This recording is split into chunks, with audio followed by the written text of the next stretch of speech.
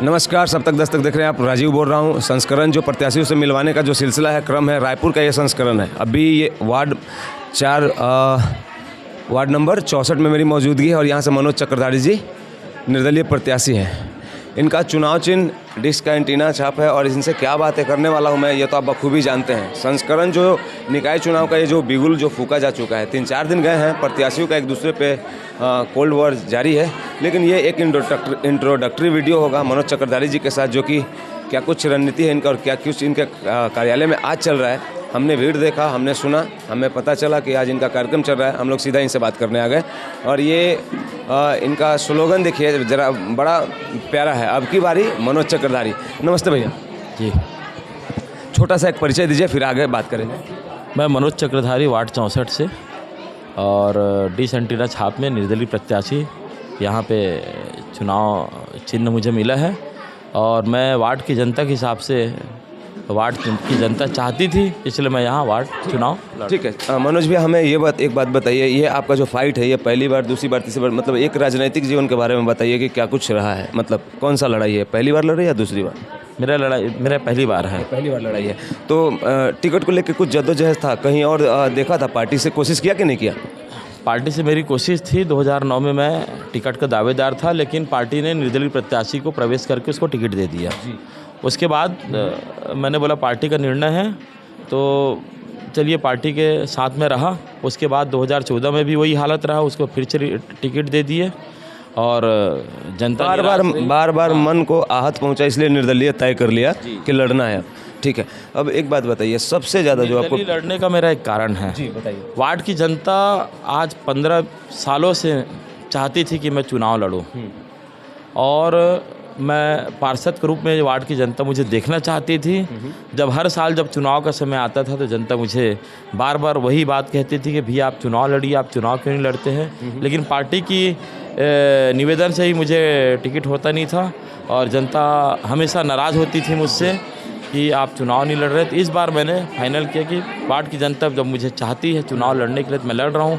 और वार्ड की जनता जो है एक प्रकार से निराश है इतने सालों से, क्योंकि वार्ड के जो पार्षद है उनके पास जो उनका काम है उनका काम होता नहीं है। और दूसरी बात है वो अपनी बात को खुले रूप से रख नहीं पाते हैं। मनोज भाई, मैं आपसे एक बात और जानना चाहूँगा, ये जब पिछले बार जिनका 5 साल का कार्यकाल रहा, पिछले बार जो जीत के आए थे, वो कौन से पार्टी के थे आपके वार्ड से?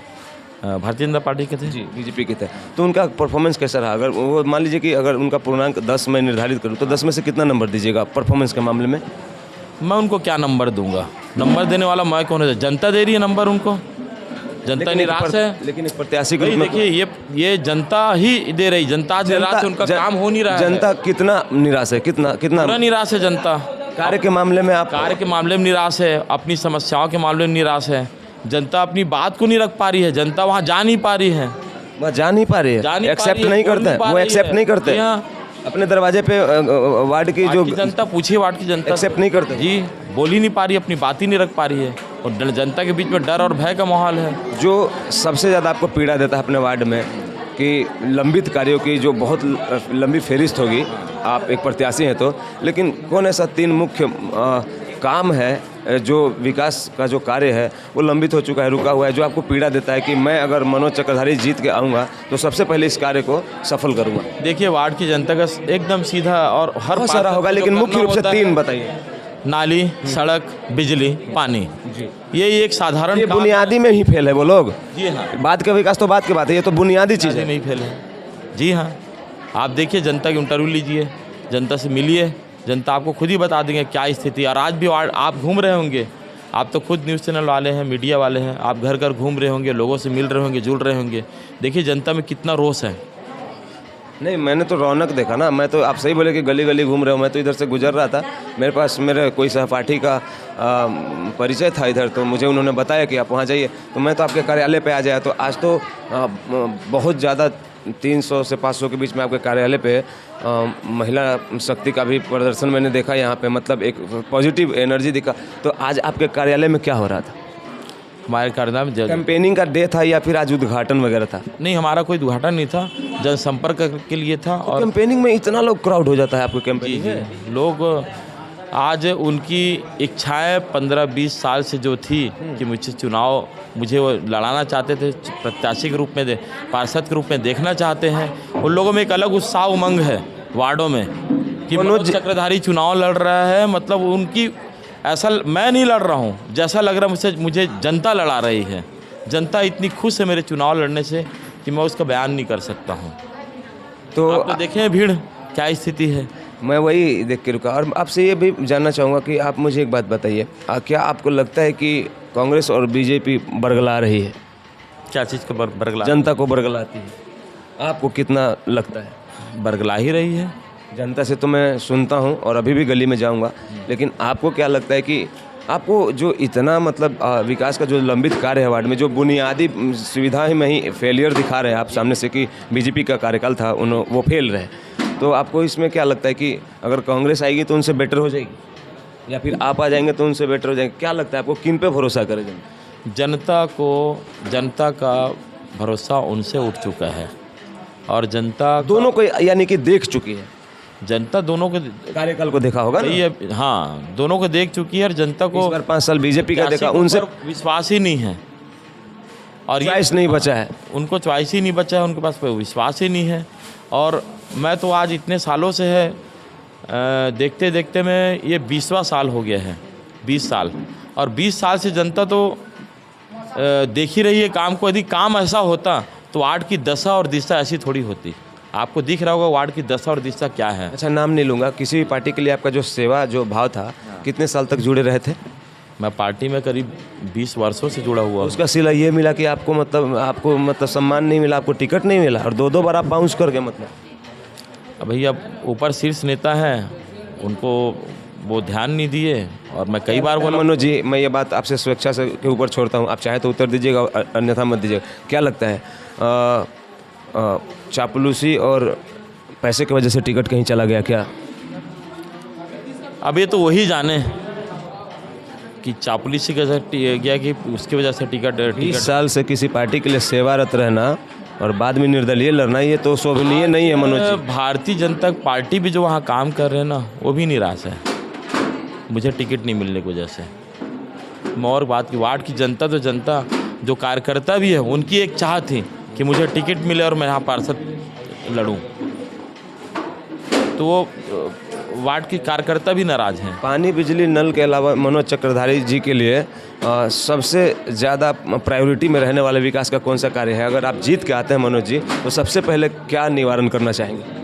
मैं यहाँ जीत के आने के बाद जो लोगों की जो रोज़ का एक समस्या है, सफाई का, नाली का, पानी का, बिजली का, ये समस्याओं को तो एकदम बिल्कुल दुरुस्त करूंगा आते ही। ये आपका राजनीतिक पारी है आपका, तो यहाँ तो एक पॉलिटिकल करियर करियर नहीं बोलूँगा, पॉलिटिकल जीवन शुरू हो रहा है। लेकिन इससे पहले जब आप सिर्फ एक सामाजिक कार्यकर्ता थे या पार्टी से जुड़े हुए एक कार्यकर्ता थे, और जो समाज में आपका जो डेली की उपस्थिति होती थी, एक जो सामाजिक सरोकार और जीवन था आपका, वो कैसा था? क्या जब आप इतने प्रख्यात हैं वार्ड में, तो आपसे जब आप नेतागिरी नहीं भी कर रहे होंगे तब भी लोग आपके पास अपना समस्या लेके जरूर आए दिन आते होंगे, तो उस समय कैसे हैंडल कर? मेरे पास आते थे, मुझसे जो बनता था उनके लिए कर देता था मैं। जो भी समस्याओं को लेके आते थे, मुझसे जो बनता था मैं करते रहता था।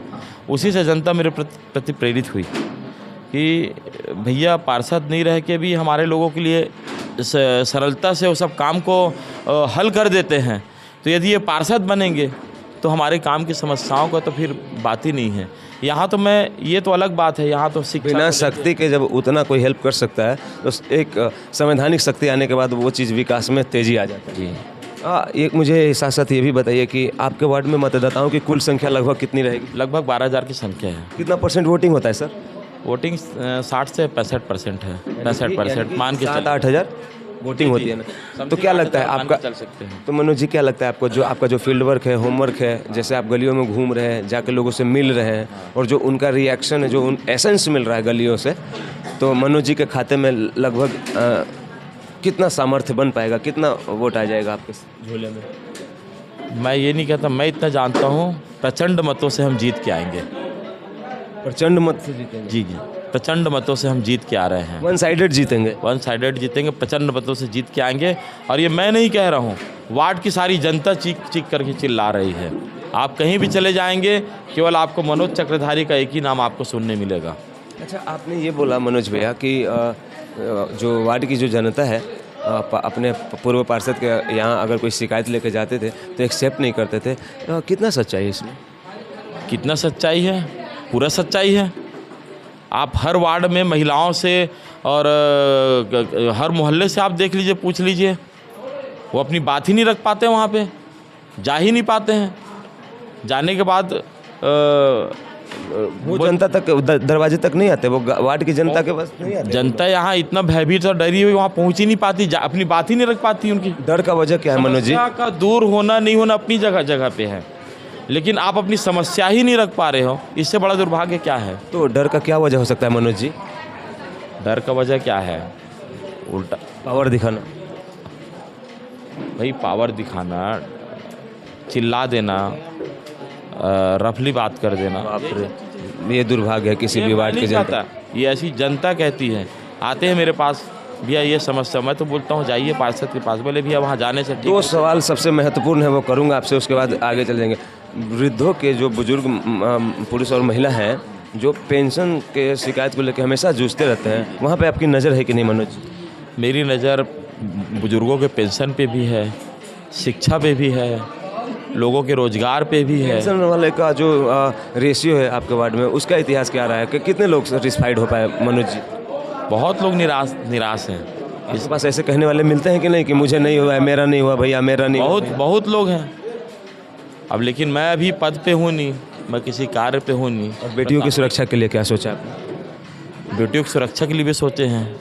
अब लेकिन ऐसा है कि हम आए अपने पद पे, हम तो बहुत सारा चीज़ वार्ड की जनता के लिए सोच के बैठे मैं हैं। रिक्वेस्ट करना चाहता हूँ अपने चैनल के माध्यम से कि जो मैंने आपसे जनता के तरफ से सवाल किया मनोज जी, हम उम्मीद करते हैं कि आप जीत के आएँ और उस पर एकदम 16 आना और 100% खड़े उतरे। हाँ, देखिए मैं जीत कर के आऊँगा, मुझे अदर किसी से कोई मतलब उनसे कोई प्रतिक्रिया करना नहीं है। मैं इतना जानता हूँ कि मैं जीत के आऊँगा और आज वार्ड की जो जनता 20 सालों से परेशान है, मैं उनको परेशान नहीं होने दूंगा।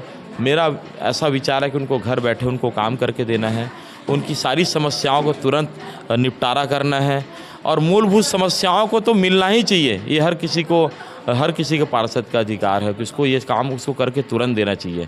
और मैंने वार्ड की जनता के लिए बहुत सारा चीज़ सोच के भी रखा है, जैसे शिक्षा को लेके है, स्वास्थ्य को लेके है और आपका उनके रोजगार को भी लेके है। सबसे इम्पोर्टेंट चीज़, अगर मनोज जी जीत के आते हैं तो रोज़ाना जनसंपर्क कार्यालय टाइप्स ऐसा कुछ, या फिर 365 डेज का जो कभी भी मिल लेना, आपके गैर मौजूदगी में भी आपकी उपस्थिति का माहौल बना रहे, ऐसा कुछ सोचे हैं मनोज जी कि नहीं जीत के आने के बाद? मैं तो वैसे भी वार्ड की जनता से लगा हुआ हूँ, मिलते रहता हूँ, जुलते रहता हूँ और वार्ड की जनता प्रॉपर एक जगह, हाँ प्रॉपर घर के अलावा कि अगर आपकी गैर मौजूदगी है, आप संवैधानिक कार्यों में कहीं ऑफिस में है, कहीं है, तो आपके अनुपस्थिति में भी किसी को ये महसूस ना हो कि हमारे पार्षद नहीं है तो हमसे कोई तो मिला, ऐसा वाला कुछ व्यवस्था करके करेंगे? हाँ, सब मेरे मित्र यार हैं, सब कार्यकर्ता हैं मेरे सब, और सब इस कार्य को भागीदारी करके हम लड़ेंगे करेंगे और सारे लोग लगे हुए भी हैं, ऐसा कहीं कोई बात नहीं है। ठीक है, अच्छा अब चलते हैं अब इस संस्करण के समाप्ति की ओर। वार्ड की जनता से क्या अपील करना चाहिए? मैं वार्ड की जनता से एक ही बात अपील करना चाहता हूं कि वार्ड की जनता जो आज इतने सालों से मुझे पार्षद के रूप में देखना चाह रही थी, आज मैं मैदान में आ गया हूं और मैं उन्हीं के भरोसे में विश्वास पे चुनाव लड़ रहा हूं और मुझे वार्ड की जनता पे पूरा विश्वास है, मुझे प्रचंड मतों से जिता करके यहाँ पे विजयी बनाएगी वार्ड 64 में। एक बार फिर से बताना चाहूँगा मनोज चक्रधारी जिंदाबाद, चक्रधारी जिंदाबाद, कैंटीना जिंदाबाद, कैंटीना जिंदाबाद, कैंटीना जिंदाबाद, जीतेगा भाई जीतेगा। सबको देखा बारी बारी, अब की बारी, अब की बारी। जय माता दी, जय महारानी। अभी आप सुन रहे थे डॉक्टर विपिन बिहारी सूर वार्ड है ये, यहाँ का क्रमांक 64 है और विकास अब लिखेगा इतिहास। यहाँ से हमारे साथ जुड़े हुए थे मनोज चक्रधारी जी, ये पार्षद पद के लिए निर्दलीय उम्मीदवार है। इनका छाप है, सिंबल है डिश का एंटीना, ये 4थे क्रमांक पे है। और यहाँ पे आप इनको सुन रहे थे और क्या कुछ कहना चाहते हैं। बाकी प्रत्याशियों से मुलाकात करवाने में सक्षमता हमारी रहेगी। इसके बाद इंट्रोडक्टरी ख़त्म करने के बाद मैं इस वार्ड के गलियों में जाऊंगा और जो त्रुटिपूर्ण हाल में जो व्यवस्था है उनसे रूबरू करवाऊंगा। मनोज भैया, हमसे जुड़ने के लिए आपको कोटि कोटि प्रणाम। आशा करते हैं कि जब तक चुनाव चलेगा हमें आप स्वीकार करते रहेंगे अपने दरवाजे पर। जी जी, धन्यवाद। जय हिंद।